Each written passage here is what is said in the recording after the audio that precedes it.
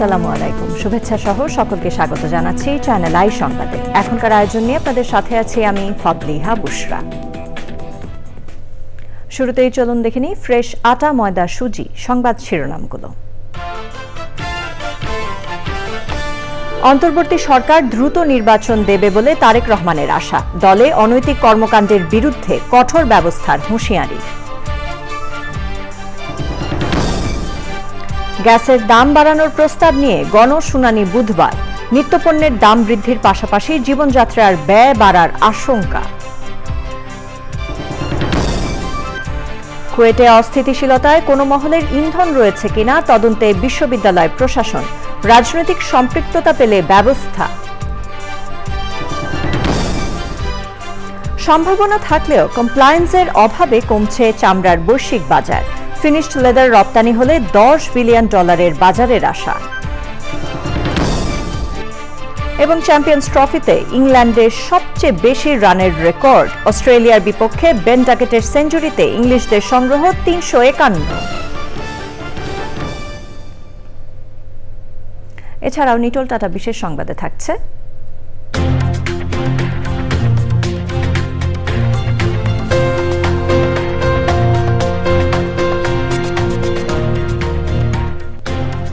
রাজধানীর রমনা পার্কে মাধবী বরণ উৎসবের খবর।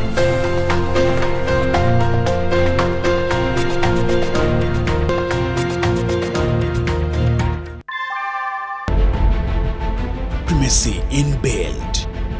German technology, Bangladesh's first Thermix rod, Salam Steel Thermax. সংবাদ শিরোনামগুলো জানাচ্ছিলাম। এখনকার সংবাদ আয়োজন একই সঙ্গে চ্যানেল আই এর ইউটিউব চ্যানেল এবং চ্যানেল আই এর ওটিটি প্ল্যাটফর্ম আই স্ক্রিনে লাইভ স্ট্রিম হচ্ছে। এবার জানাবো বিস্তারিত। বিএনপির ভারপ্রাপ্ত চেয়ারম্যান তারেক রহমান বলেছেন, অন্তর্বর্তী সরকারের মূল কাজ একটি নিরপেক্ষ নির্বাচন দেয়া। তারা দ্রুত নির্বাচনের ব্যবস্থা করবেন বলেও আশা প্রকাশ করেন তিনি। নির্বাচনে বিএনপি জয়লাভ করলে রাষ্ট্র কাঠামো পুনর্গঠন করা হবে বলে জানান তারেক রহমান। দলের মধ্যে যারা অনৈতিক কর্মকাণ্ডে জড়িত তাদের বিরুদ্ধে কঠোর হুঁশিয়ারি দিয়েছেন তিনি। রাহুল রায়ের রিপোর্ট। বিএনপির জেলা সম্মেলনগুলোতে নেতাকর্মীরা উচ্ছ্বসিতভাবে অংশ নিচ্ছেন। যশোরে দ্বিবার্ষিক সম্মেলনে স্থানীয় নেতাকর্মীদের সঙ্গে কেন্দ্রীয় নেতারাও অংশ নেন। অন্য সম্মেলনগুলোর মতোই লন্ডন থেকে ভার্চুয়ালি যুক্ত হন বিএনপির ভারপ্রাপ্ত চেয়ারম্যান তারেক রহমান। নেতাকর্মীদের ঐক্যবদ্ধ থাকার কথা বলে দ্রুত নির্বাচনের কথা বলেন তিনি। এই সরকার যার প্রধান কাজ হচ্ছে দেশের মানুষের প্রত্যাশা অনুযায়ী একটি নিরপেক্ষ স্বচ্ছ নির্বাচন উপস্থাপন করা বা উপহার দেওয়া দেশকে। আমরা প্রত্যাশা করি সেই কাজটি মনোযোগ সহকারে যত দ্রুত সম্ভব এই অন্তর্বর্তীকালীন সরকার সেটি করবেন এবং সেই নির্বাচনের মাধ্যমে বাংলাদেশ জাতীয়তাবাদী দল এই দেশের মানুষের সমর্থন নিয়ে সরকার গঠনে সক্ষম হলে একটি রাজনৈতিক দল হিসাবে আমাদের সবচাইতে প্রথম এবং সবচাইতে জরুরি, সবচাইতে মূল্যবান কাজ হচ্ছে দেশকে পুনর্গঠন করা। বিএনপির ভারপ্রাপ্ত চেয়ারম্যান বলেছেন, অন্যায়ের বিরুদ্ধে বিএনপি অবস্থান নেয়, এটাই অন্য রাজনৈতিক দলগুলোর সঙ্গে বিএনপির পার্থক্য। আমরা আমাদের বহু নেতাকর্মী, বেশ অনেক নেতাকর্মীর বিরুদ্ধে ব্যবস্থা গ্রহণ করেছি যারা দলের এই অবস্থান থেকে সরে গিয়ে কোনো অনৈতিক কাজ করেছেন। কিছু সংখ্যক ব্যক্তি এটিকে দলের দুর্বলতা হিসাবে উপস্থাপনের চেষ্টা করছে। যারা এই কথাটি বলে অন্য কিছু হাসিলের চেষ্টা করে, দয়া করে সকলকে বলে দিবেন যে বিএনপি তার অবস্থান পরিষ্কার করেছে। বিএনপি একমাত্র দল যারা কোনো ডিনাইলে থাকে না, অর্থাৎ আমাদের ভিতরে যদি কেউ অন্যায় করে তার বিরুদ্ধে আমরা ব্যবস্থা গ্রহণ করি। তারেক রহমান বলেন, দল পুনর্গঠনের পাশাপাশি রাষ্ট্র পুনর্গঠনের শপথ নিতে হবে বিএনপি নেতাকর্মীদের। রাহুল রায়, চ্যানেল আই। বিএনপি মহাসচিব মির্জা ফখরুল ইসলাম আলমগীর বলেছেন, ফ্যাসিবাদী সরকারের পতনের পর নতুন বাংলাদেশ বিনির্মাণে সবার আন্তরিক হওয়া উচিত। প্রয়াত সাংবাদিক মাহফুজুল্লাহকে নিয়ে রাজধানীতে এক আলোচনায় তিনি আরও বলেন, নতুন বাংলাদেশ নির্মাণে তরুণরা অবদান রেখেছে, তবে প্রবীণদের অবদানও ভোলা যাবে না। একই অনুষ্ঠানে প্রধান উপদেষ্টার প্রেস সচিব শফিকুল আলম বলেছেন, মাহফুজুল্লাহ দেশের সাংবাদিকতা জগতে অনন্য। মইনুল হাসানের রিপোর্ট। প্রয়াত সাংবাদিক মাহফুজুল্লাহর মরণোত্তর 21-এ পদকপ্রাপ্তি উপলক্ষে রাজধানীতে আলোচনা সভা। আলোচনায় মাহফুজুল্লাহর জীবন নিয়ে স্মৃতিচারণ করেন বক্তারা। রাজনৈতিক নানা প্রেক্ষাপটে তার অবদান তুলে ধরেন তারা। তারা স্কলারশিপে তারা এক্সপ্লেন করেছেন এবং ওনাদের লেখা সারা জীবন আমাদেরকে পথ নির্দেশনা করে। ওনার বিচিত্রার লেখা, ওনার সাংবাদিক হিসেবে এনভায়রনমেন্টাল জার্নালিজমের ওনার লেখা, ব্রিলিয়ান্ট লেখা। আমি মনে করি বাংলাদেশের গণতন্ত্রের জন্য লড়াইয়ের জন্য যদি কাউকে যদি পদক দিতে হয় সর্বপ্রথম মাহফুজুল্লাহ দিতে হবে। যখন কেউ যেত না টেলিভিশনে, তখন মাহফুজুল্লাহ একা ইনিংস খেলেছে। কেউ যখন এগিয়ে আসছে না, সাংবাদিক জগৎ থেকে কেউ এগিয়ে আসছে না, সংস্কৃতি কর্মীরা এগিয়ে আসছে না, বুদ্ধিজীবীরা এগিয়ে আসছে না, এর মধ্যে যখন মাহফুজুল্লাহের মতো একজন লোক ফ্রন্ট এন্ড সেন্টারে চলে আসে, এটা কিন্তু আন্দোলনের জন্য অনেক বড় পাওয়া। বিএনপির মহাসচিব বলেন, দীর্ঘদিন ধরে ফ্যাসিবাদের বিরুদ্ধে রাজনৈতিক দলগুলোর লড়াইয়ের চূড়ান্ত পর্যায়ে ছিল জুলাই আগস্টের আন্দোলন। আজকে একটা আশার আলো সবাই আমরা দেখতে পাচ্ছি যে আবার নতুন করে বাংলাদেশকে আমরা গড়ে তুলব। সবাই কথাটা বলছি, এটাতে সবাই মনে হয় আরো অনেক বেশি আন্তরিক হওয়া প্রয়োজন এবং সত্যিকার অর্থেই আমরা যেন সবাই ভবিষ্যৎ প্রজন্মের জন্য যে কথাটা বলা হয়েছে বাসযোগ্য দেশ তৈরি করার জন্য আমরা সবাই যেন কাজ করতে পারি। যে মাহবুবের যে কন্ট্রিবিউশন অথবা তারও আগে এই দেশকে সুন্দর করার জন্য যাদের অবদান, সেই অবদানগুলোকে যেন আমরা কখনোই ভুলে না যাই, কারণ এদের কাজের উপরে কিন্তু আমরা দাঁড়িয়ে আছি। রাজনৈতিক স্বার্থে ইতিহাস বিকৃত করা হয়েছে বলে অভিযোগ করেন বিএনপির মহাসচিব। Monul Hasan, channel I, Dhaka. নতুন করে গ্যাসের দাম বাড়ানোর উদ্যোগ নিয়েছে অন্তর্বর্তী সরকার। বুধবার এ নিয়ে গণশুনানি করবে বাংলাদেশ এনার্জি রেগুলেটরি কমিশন। গ্যাসের দাম বাড়ানোর প্রস্তাবের ওপর গণশুনানি এবং পরবর্তী কার্যক্রম স্থগিত করার দাবি জানিয়েছে consumers association of Bangladesh, cab. তারা জানিয়েছে, অপ্রয়োজনীয় খরচ কমালে ও সিস্টেম লস রোধ করা গেলে গ্যাসের দাম আর বাড়ানোর প্রয়োজন হবে না।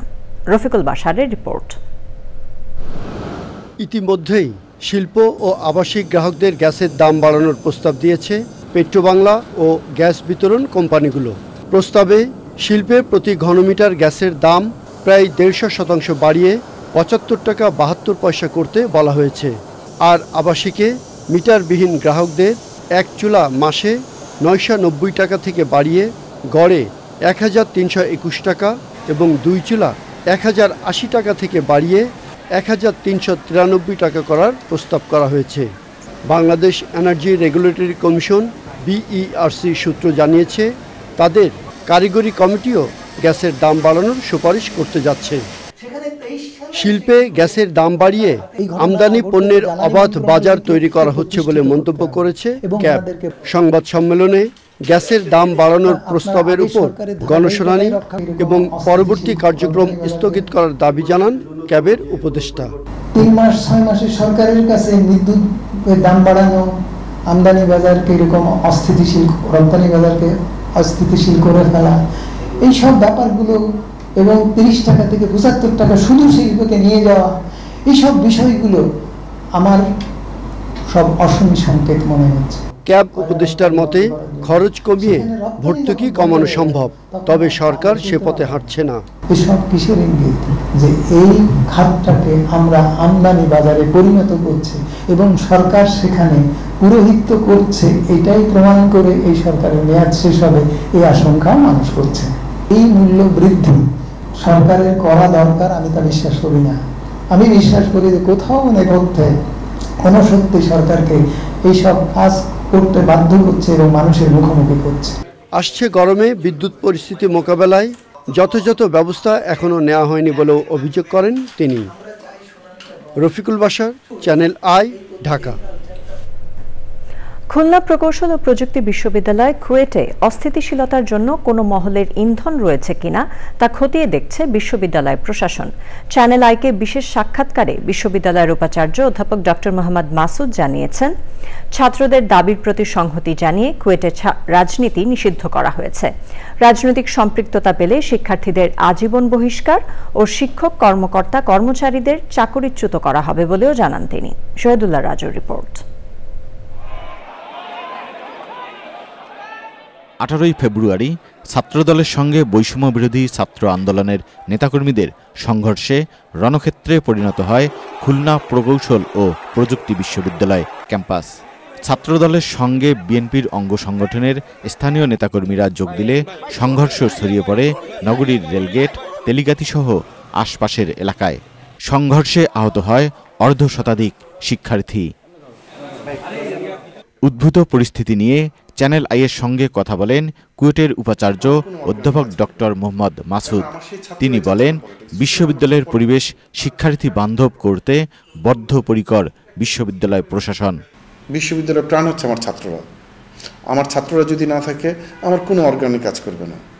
এখন আমার সেই ছাত্ররাই চাচ্ছে না পলিটিক্স, সুতরাং আমার পলিটিক্স রাখার তো এখানে দরকার নেই।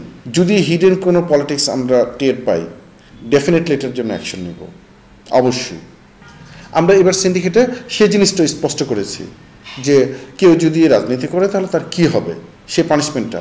ছাত্ররা কেউ রাজনীতি করে, লেজুর ভিত্তিক রাজনীতি যেটা বলছি, এটা যদি করে তাহলে তার সর্বোচ্চ শাস্তি, তার এখানকার ছাত্র তো বাতিল হয়ে যাবে। যদি কোনো এমপ্লয়ি করে তাহলে তাকে আমরা চাকরি থেকে বরখাস্ত করে দেবো সর্বোচ্চ, যদি প্রমাণিত হয়। এগুলো পরিস্থিতি অস্থিতিশীল করতে সুযোগ সন্ধানী মহল কাজ করছে বলেও অভিযোগ করেন উপাচার্য।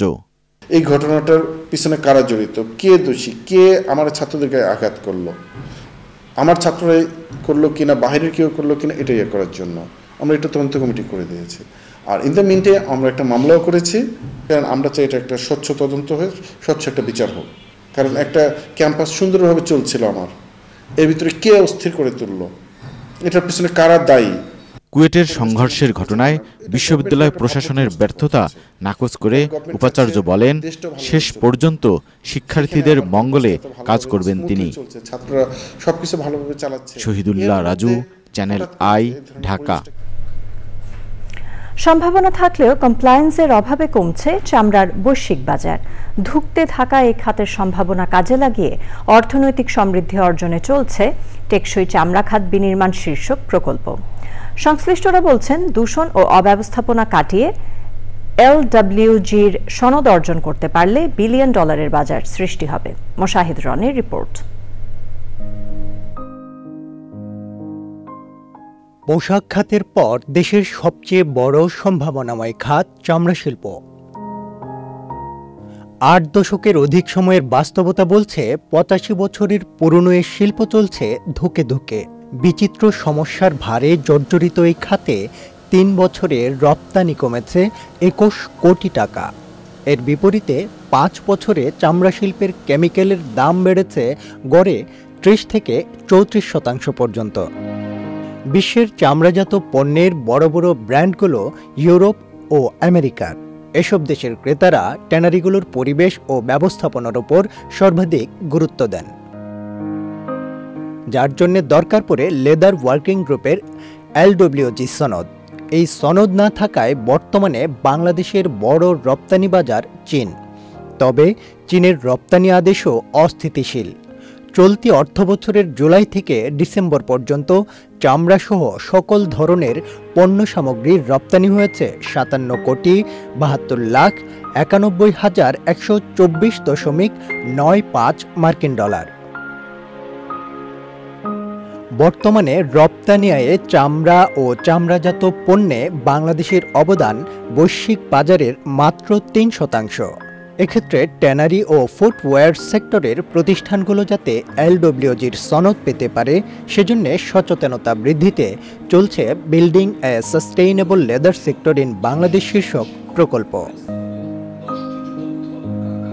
এরই অংশ হিসেবে LWG সনদ অর্জন ও রপ্তানি আয় বৃদ্ধিতে building A sustainable leather sector in Bangladesh প্রকল্পের আওতায় ইউরোপীয় ইউনিয়নের অর্থায়নে কাজ করছে সলিডার সুইস, অসি ফাউন্ডেশন, সবুজের অভিযান ফাউন্ডেশন, গণস্বাস্থ্য কেন্দ্র এবং প্রকৃতি ও জীবন foundation.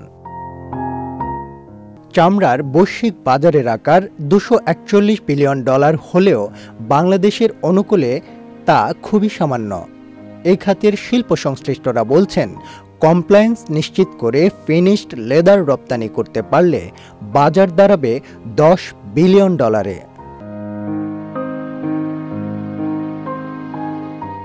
Moshahid Roni, channel I, Dhaka. এবার জানাবো আইসিসি চ্যাম্পিয়ন্স ট্রফির আপডেট।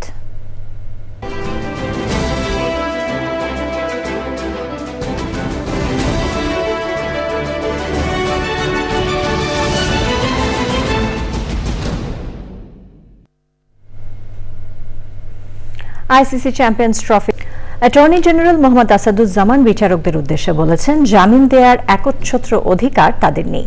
পরিবর্তিত পরিস্থিতিতে মানবাধিকার ও পরিবেশের উপর গুরুত্ব সহ আইন প্রয়োগ বিষয়ে যশোরে এক কর্মশালায় তিনি বলেন, 5 আগস্টের আগের তত্ত্বে বিচার কার্যক্রম চালানো যাবে না, নতুন বিচার প্রক্রিয়া শুরু করতে হবে। স্বরাষ্ট্র মন্ত্রণালয়ের সিনিয়র সচিব নাসিমুল গনির সভাপতিত্বে কর্মশালায় বিশেষ অতিথি ছিলেন চিফ প্রসিকিউটর মোহাম্মদ তাজুল ইসলাম।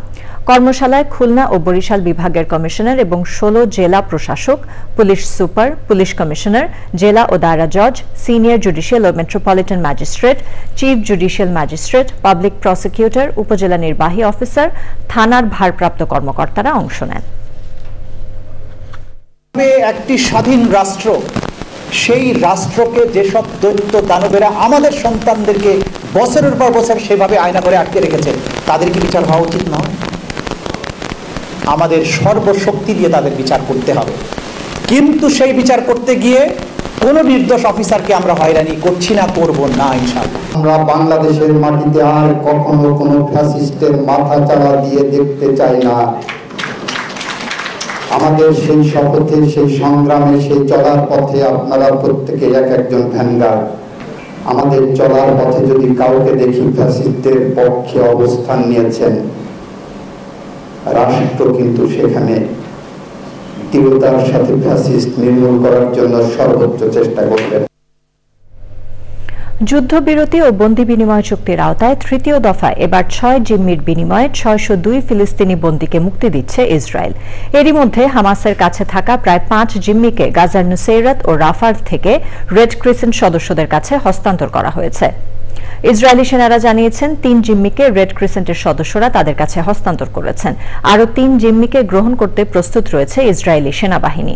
হামাসের মুখপাত্র আব্দুল লতিফ আল কানিও বলেছেন, যুদ্ধবিরতি চুক্তির প্রথম পর্ব বাস্তবায়ন না করেই 33 দিন পেরিয়েছে। গাজায় বিপর্যয়ের পরিস্থিতি চলছে, তাই পর্যাপ্ত ত্রাণ, গাজাবাসীদের নিরাপত্তা ও আশ্রয় দেওয়ার ক্ষেত্রে মধ্যস্থতাকারীদের চাপ দেওয়ার আহ্বান জানান তিনি। যুদ্ধবিরতি চুক্তি লঙ্ঘন করে প্যালেস্টাইনের পশ্চিম তীরে ইসরায়েলি হামলায় 2 শিশু নিহত হয়েছে। আইস্ক্রিন সাংস্কৃতিক সংবাদ।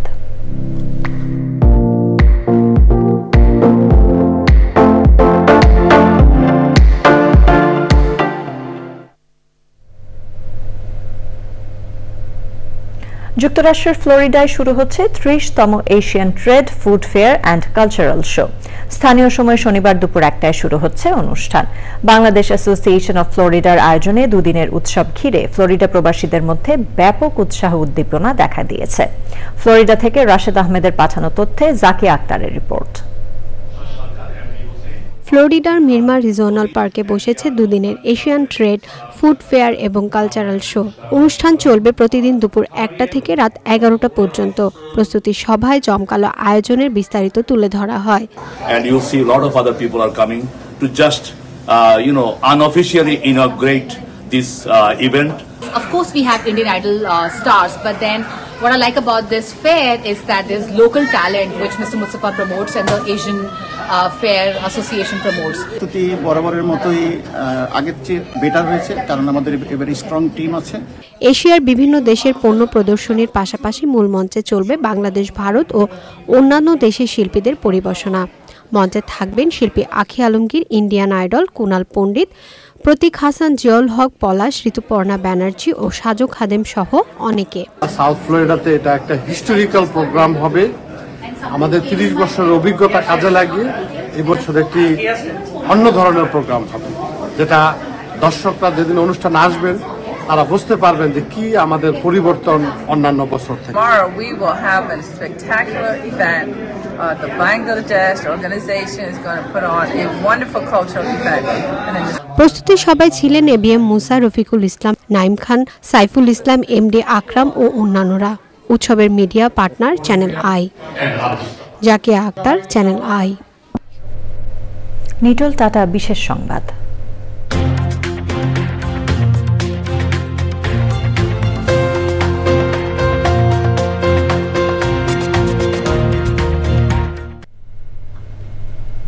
ঐতিহ্যবাহী ফুল মাধবী ফুটেছে বসন্তের প্রথম সপ্তাহে। প্রতি বছরের মতো এবারও রাজধানীর রমনা পার্কে হয়ে গেল মাধবী বরণ উৎসব। অনুষ্ঠানে ফুল পরিচিতি, আলোচনা, কবিতা পাঠ ও মাধবীর চারা বিতরণের মাধ্যমে বিলুপ্তপ্রায় মাধবীকে বরণ করা হয়। লায়লা নওশিনের রিপোর্ট। ফাল্গুন পবন রথে যখন বনের পথে জাগালো মর্মর কলছন্দ, মাধবী সহসা তার সপি দিল উপহার, রূপ তার মধু তার গন্ধ। ফাগুনের প্রথম সপ্তাহেই সব লজ্জা অবকুণ্ঠন ছুঁড়ে নিজেকে মেলে ধরেছে বাংলার একান্ত নিজস্ব ফুল মাধবী, যার বৈজ্ঞানিক নাম হিপটেস বেংহালেন্সিস। মাধবীর স্নিগ্ধ সুগন্ধ পরিবেশকে করে তোলে সতেজ। বিলুপ্তপ্রায় এই ফুল যুগে যুগে বিমোহিত করেছে কবি সাহিত্যিকদের। তবে কবিতার পাতায় যতটা মেলে মাধবী, বনে বাদারে ততটা এর দেখা মেলে না। তাই গাছের ডাল থেকে মাধবীকে ছবির ফ্রেমে বা খোপার ফুলদানিতে ধরে রাখতে ব্যস্ত কেউ কেউ। মাধবী বরণ উৎসব আমাদের জন্য একদম অপরিহার্য, সে কারণেই আসা, সবাইকে নিয়ে আসি। ফাগুন দিনের স্রোতে মাধবীর হঠাৎ যাই যাই যাই রব ওঠার আগে মাধবীকে বরণ করে নিল শহরের এক ঝাঁক প্রকৃতিপ্রেমী।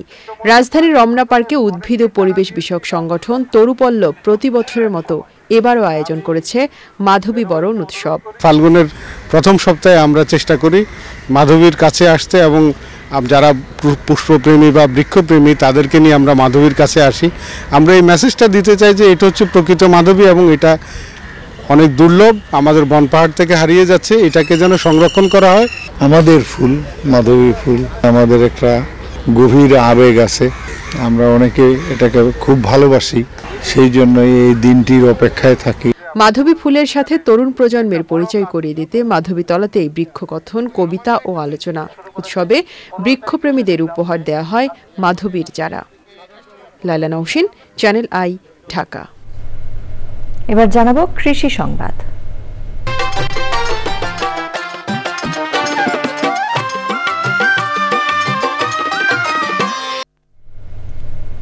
শীতের প্রকোপ কমে যাওয়ায় উত্তরের জেলা গাইবান্ধাতে শুরু হয়েছে বোরো আবাদ। সার, সেচ সহ কৃষি উপকরণের দাম বৃদ্ধি পাওয়ায় বোরো চাষের ব্যয় বেড়েছে এবার।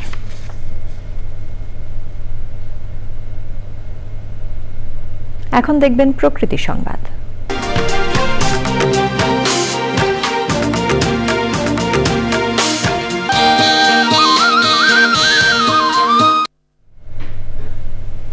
আন্দোলন ও প্রতিবাদের মুখে ব্যক্তির নামে বন্দোবস্ত বাতিলের বছর না পেরোতেই রংপুরের ঐতিহ্যবাহী শালমারা নদী ইজারা দিয়েছে প্রশাসন। নদীর পানি ব্যবহার ও মাছ শিকার করতে না পারায় মুখোমুখি অবস্থানে জেলে, কৃষক সহ এলাকাবাসী ও ইজারাদাররা। বাস্তুতন্ত্র ও পরিবেশ প্রতিবেশ রক্ষার পাশাপাশি পরিস্থিতি নিয়ন্ত্রণে দ্রুত ইজারা বাতিলের দাবি স্থানীয়দের। তবে আইন মেনে শালমারা নদী ইজারা দেয়া হয়েছে বলছে প্রশাসন।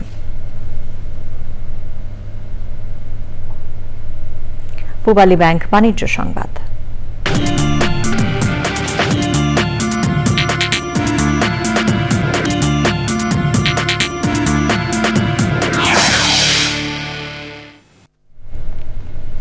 পূবালী ব্যাংকের ব্যবস্থাপকদের উৎসাহিত করতে কক্সবাজারের হোটেল লং বিচ অডিটোরিয়ামে দুদিনের বার্ষিক ব্যবস্থাপক সম্মেলন হয়েছে।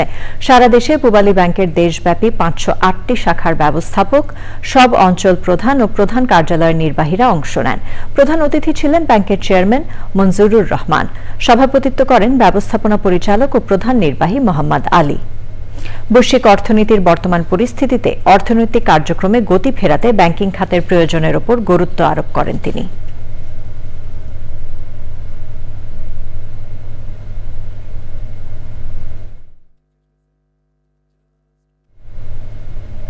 একসাথে আগামীর পথে স্লোগানকে সামনে রেখে সালাম স্টিলের ডিলার সম্মেলন হয়েছে।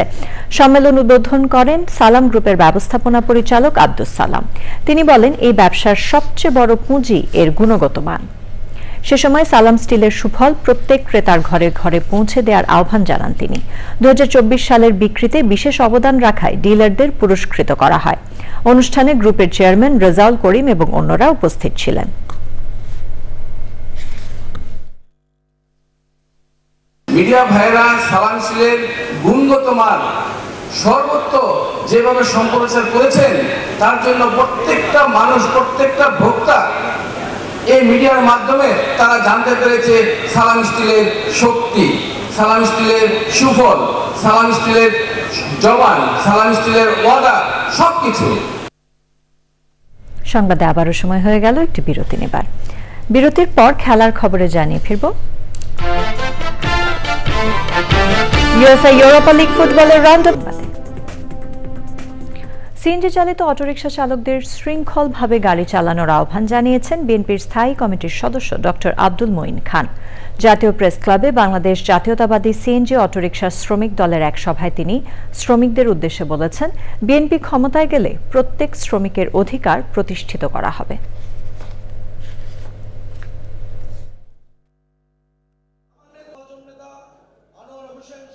গাড়ি চালক না থাকলে গাড়ি চলতো না, গাড়ি যদি না চলতো এক জায়গা থেকে আরেক জায়গায় কিন্তু আমরা যেতে পারি। আপনারা কিন্তু মানুষকে সেবা দিচ্ছেন এবং এই যে বিশেষ বিশেষ সমাজের মানুষ তাদেরকে কিন্তু বিশেষ সেবা দিচ্ছেন এবং আমরা সেটা বুঝতে পারলে এই যে আমাদের কাছে দাবি নিয়ে আসছেন, এই যে আপনারা 12টা দাবি বলেছেন, তাহলে কিন্তু আমি মনে করি দাবি আপনাদের নিয়ে আসতে হবে না, যারা দেশ পরিচালনা করে তারাই তো বুঝবে যে আপনাদের কি প্রয়োজন, তারা তো নিজে থেকেই দায়িত্ব এই দাবিগুলো পূরণ করা উচিত। এবার জানাবো খেলার খবর।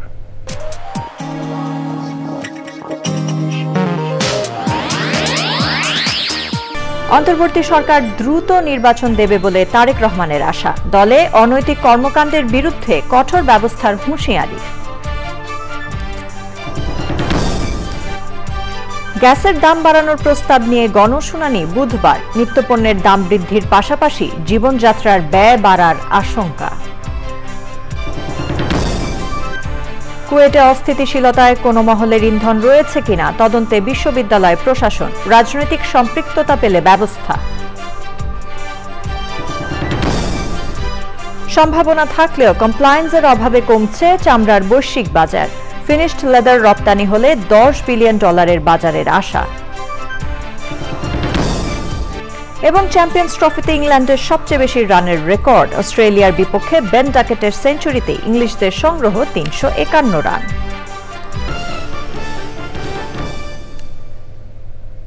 চ্যানেল আই এর সর্বশেষ সংবাদ জানতে ভিজিট করুন channelionline.com এ। যুক্ত থাকুন আমাদের সোশ্যাল মিডিয়া প্ল্যাটফর্মগুলোর সাথে।